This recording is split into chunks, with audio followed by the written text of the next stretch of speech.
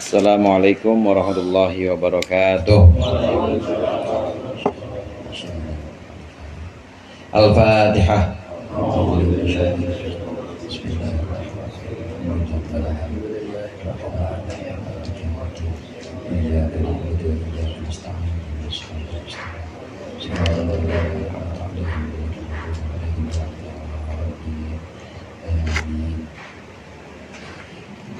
Bismillah, walhamdulillah, wassalatu wassalamu ala sayyidina Muhammadir Rasulillah wa ala alihi wa ashabihi wa man tabi'ah hudah wa la hawla wa la quwwata illa billah, amma ba'du.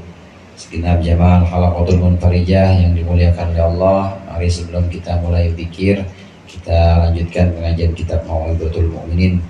Sedikit mengulas apa yang sudah kita bahas pada pertemuan sebelumnya, bahwa model bangun malam itu ada 7. Yang pertama, bangun malam 1/2 malam, kemudian 1/3 malam, lalu setengahnya 1/3, 1/6 malam maksudnya, 1/6 malam, dan kemudian yang keempat, itu yang ke berapa tadi? Oh, yang pertama dulu, yang pertama seluruh malam begadang melek. Ini modelnya ada yang seperti ini, para tabi'in misalnya. Kemudian yang kedua baru setengah malam, yang ketiga 1/3 malam, yang keempat 1/6 malam, dan yang kelima ini yang tidak ada ukuran tertentu. Nah, perlu kita ketahui 1/3, 1/4, 1/6 malam ini ukuran yang sifatnya itu takriban, kira-kira aja, bukan tahdidan. Dalam istilah bahasa Arab itu ada yang tahdidan, itu artinya memang ukuran yang harus persis seperti itu. Contoh misalnya zakat itu tahdidan, bukan takriban, kira-kira nisabnya berapa? Nisabnya 5 wasak atau 1 ton 125 kg, ya udah segitu. Kalau kurang dari itu belum wajib zakat, namanya tahdidan, harus benar-benar dihitung. Begitu juga jarak atau marhalah jarak dalam sholat qasar, tahdidan. Nah, kalau ini takriban ini kira-kira 1/2-nya malam, yaitu kira-kira 3 jam, 1/2-nya malam kira-kira 4 jam, kemudian 1/3-nya malam ya kira-kira 2 jam, dan seterusnya. 1/6-nya ini yang paling sedikit, 1/6-nya malam ini ya kira-kira 1 jam sampai 2 jam, ini takriban namanya. Nah, yang model yang kelima, yaitu tidak ada ukuran tertentu, ini adalah qiyamul lail atau begadangnya Rasulullah SAW. Rasulullah SAW itu tidak ada ukuran tertentu, apakah sepanjang malam melek terus, atau setengah malam, atau 1/3, enggak. Tapi ketika malam tiba, kemudian Rasulullah satu waktu bisa setengah malam, bisa 1/3, bisa 1/6, tapi pasti bangun. Karena tahajud untuk Rasulullah itu wajib, saudara. Kalau kita wajib apa sunnah? Kalau kita sunnah. Kalau untuk Rasulullah wajib tahajud. Wa minal laili fatahajjat bihi nafilatan lak. Ini wajibnya tahajud untuk Rasulullah SAW. Oleh karena pasti bangun, tidak ada ukuran tertentu.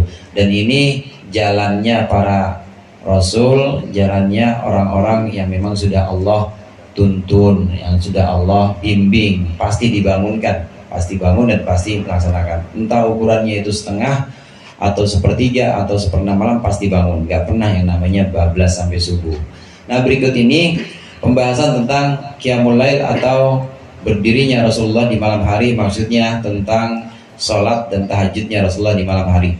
Qala al-muallif rahimahullah wa nafa'ana bihi wa bi ulumihi wa bi barakatihi fid dharain amin. Wa amma qiyamu Rasulillah sallallahu alaihi wasallam min haitsul miqdari falam yakun ala tartibin wahidin. Adapun qiyamul lailnya Rasulullah dari segi ukuran, maka tidak atas satu tartib atau urutan tertentu, apakah 1/3, 1/4 sebagaimana pembahasan yang lalu. Bal rubbama kana yaqumu nisfal laili aw thuluthahu aw thuluthaihi aw sudusahu yakhtalifu dzalika minal layali.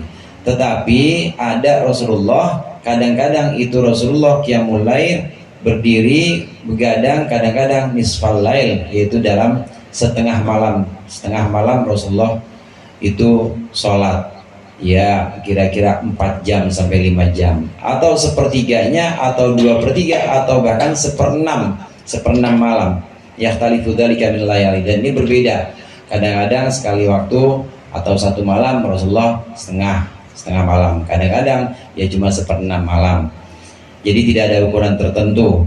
Wa dalla alaihi qauluhu ta'ala fil mawdi'aini, dan untuk penjelasan ini maka firman Allah yang berikut ini menunjukkan atas penjelasan ini dalam 2 tempat. Inna rabbaka ya'lamu annaka taqumu adna min thulutsil laili wa nisfahu wa thuluthah. Ini surat Al-Muzammil.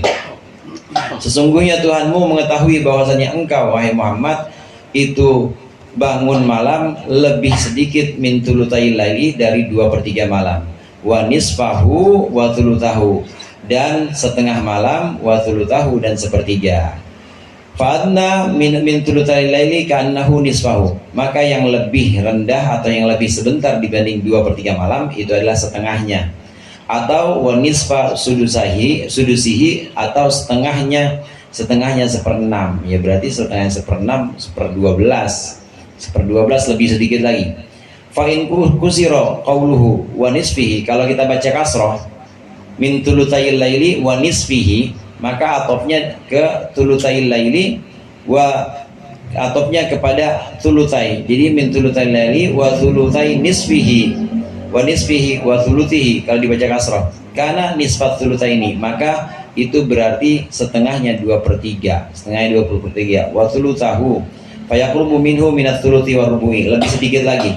Ini ada qiraah yang membaca min thulutsil laili wa nisfahu, ada yang baca wa nisfihi wa thuluthihi, maka lebih sedikit lagi. Wa in nusiba kana nisfal laili wa thuluthahu, kalau dibaca nasab ini lebih banyak. Dibaca nasab maksudnya setengah malam, ya ukuran 4 jam sampai 5 jam. Thuluthahu 1/3 malam, ya ukuran antara 3 jam sampai 4 jam. Tapi kalau dibaca nisfihi wa thuluthihi berarti setengah dari 2/3 dan 1/3 dari 2/3, lebih sedikit lagi.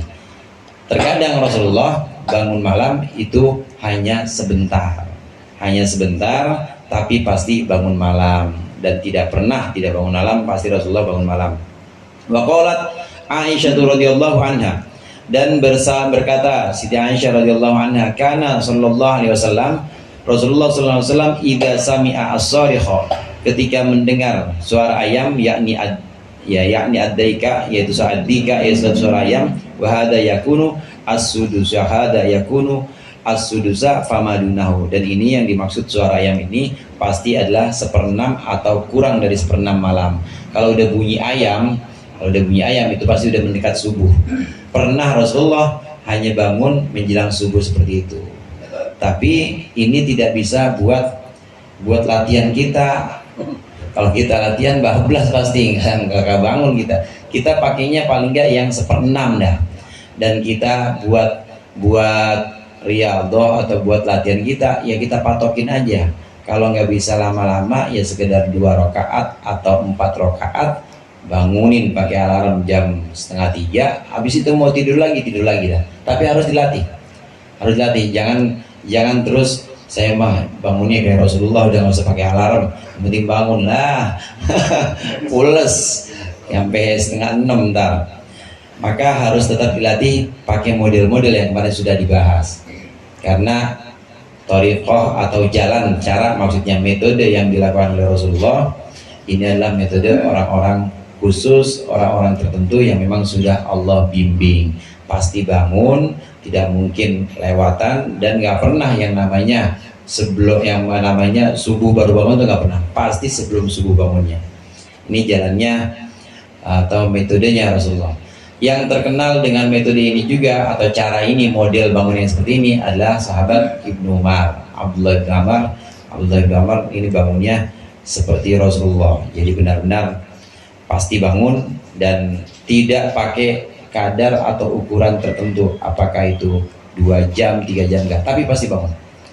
Dalam satu riwayat lain, itu dari sahabat Ibnu Abbas, ini sahabat Ibnu Abbas sepupu Rasulullah dan tinggal pernah bareng Rasulullah, jadi tahu betul kalau Rasulullah bangunnya kapan, itu tahu sahabat Ibnu Abbas. Ini beliau menyebutkan bahwa Rasulullah kalau waktunya saya ingin melihat Rasulullah tidur, ya tidur. Tapi begitu pengen melihat Rasulullah sholat, ya sholat. Sampai dikatakan karena yusolli, Rasulullah itu sholat sebagaimana dia tidur dan tidur sebagaimana dia sholat. Jadi ya begitu Rasulullah, dan ini sudah dibimbing oleh Allah. Kita tidak bisa kalau gue sekedar latihan, jangan pakai, karena belum makomnya lah kalau kata Bang Ajis. Nggak bisa kita menggunakan cara atau model seperti Rasulullah SAW. Maka kita harus latih dari yang paling dikit aja dah, 1/6 atau 2 rakaat, 4 rakaat yang penting bangun. Nah terus nanti naik lagi kalau kita mau latihan. Kalau mau latihan ya 1/6-nya bukan hanya 2 rakaat atau 4 rakaat, tapi tambah lagi dengan baca Quran. Nanti baru setelah itu bisa yang 1/3 malam dan seterusnya. Tapi jangan yang full malam, jangan full 1 malam besoknya kantornya kasih SP3. Mudah-mudahan bermanfaat. Mari sama-sama kita, ya silakan, boleh Bang. Ini khususnya untuk sholat sunnah. Sholat sunnah. Kita kan kadang-kadang kalau yang namanya sholat hajat waktu aja ya. Kadang kita pengen lebih khusyuk. Sholat hajatnya kita laksanakan malam hari di 3 malam misalkan. Boleh. Dari sholat tahajud kita alihkan ke sholat hajat. Nah, untuk pelaksanaan sholat hajat itu dengan tuntunan yang kita tahu di sini itu kan habis baca Fatihah itu ada dibaca nafis dan surahnya kan ya kafirun Dan ya Al-Ikhlas. Terus kita 10 kali. Terus di akhir itu kan kita bangun rukunan itu baca salawat terus Istighfar sama apa? Ada 3 tuh.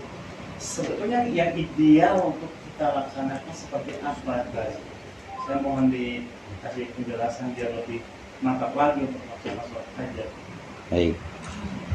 Sholat hajat idealnya memang ketika malam hari, waktunya udah bagus, itu ideal. Memang malam hari 1/3 terakhir misalnya itu sudah ideal. Nah, adapun susunannya, kalau kita ingin menggabung antara sholat hajat dengan sholat taubah, maka sholat hajat dulu. Sholat hajat dulu, setelah itu baru sholat taubah. Sholat hajatnya boleh 2, sholat taubatnya boleh 2. Kalau mau yang bagus lagi, sholat hajatnya 12, taubatnya 4. Kalau kita belum witir, habis Isya tadi jam 8 kita belum witir, maka tutup pakai witir di situ. Tapi kalau sudah witir, maka ya udah, kalau udah witir sampai taubat aja. Selesai sholat taubat, baru kita di situ zikir. Boleh kita mulai dengan astagfirullahaladzim, idealnya dengan istighfar. Astagfirullahaladzim, habis istighfar sholawat. Boleh masing-masing 10 kali misalnya. Sholawat istighfarnya 10 kali, sholawatnya 10 kali. Nah setelah itu baru mohonkan hajat kita. Di mana taubat itu termasuk hajat kita juga. Kenapa saya taruh taubat setelah hajat? Karena kita mohon ampunan itu termasuk kebutuhan kita yang paling pokok juga. Kita mohon ampunan kepada Allah. Jadi secara ideal bisa saya katakan tadi hajat dulu, setelah itu sholat taubat, wiridnya istighfar dulu, setelah itu baru sholawat, baru kita mohonkan hajat kita. Begitu Pak.